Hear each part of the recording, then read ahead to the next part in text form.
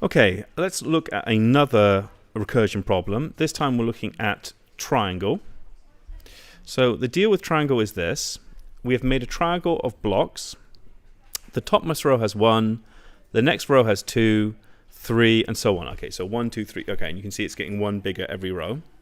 Compute recursively, I don't make use of iteration, the number of blocks in such a triangle with a given number of rows. So if we given 0 rows, the answer is 0, 1 row is 1, 2 rows is 3, 3 rows would be, because you'd have a third row of 3 would be 6, 4 rows would be 10, etc.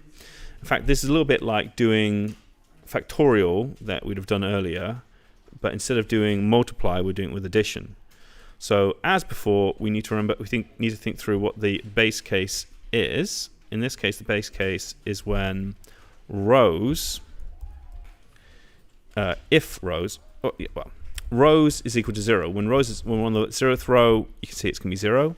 So I can say if rows is equal to 0, then I'll return 0. Now you might be worried because when you did factorial and put 0, it made the outcome 0, but of course we're going to be adding as we go along, not multiplying. If it's not 0, what we should do? Well, we should return the number of rows.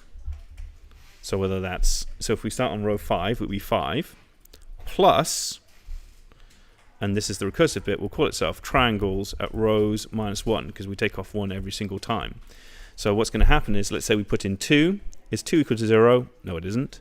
So it'll be 2 plus triangles with 1. And then you imagine, so 2 plus gets added to the stack. And then rows is now 1. Is 1 equal to 0? No, it isn't. So 1 plus gets added to the stack. We call it again with 0, and it's 0. So it'd be 2 plus 1 plus 0. He says with confidence. There we go. Excellent. So in this case, we've made use of the parameter value of rows to both count the number of times I'm going around, and I use it to calculate their value.